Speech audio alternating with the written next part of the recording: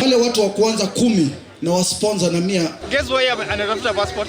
Ukikubalia abiria kulipe, umejijenga kwa kukubali kurekodi kwanza kwamba leo umelipwa. And people are interested in such things so that hata bank ukisema mimi nakuanga mtu wa bodaboda wanakuuliza what shows? Ati nilibeba. Unabebanga watu wangapi? Unaanza kujikuna kichwa. Hauna record. Tuseme tu wacha niulize mtu mmoja. Hii mwaka tangu uanze umebeba watu wangapi? This is a cover that will afford the bodaboda operator a personal accident cover for up to 100,000 upon death, 100,000 upon permanent disability, and also 20,000 shillings for hospitalization cover.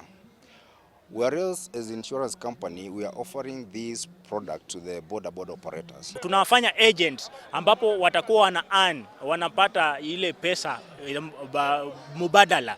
Watapata pesa ambazo zitaboost income ile yenye walikuwa wanapata kwa pikipiki. Badala ya mtu kuwa anabeba mteja, pengine wateja hawapo, anaweza fanya zile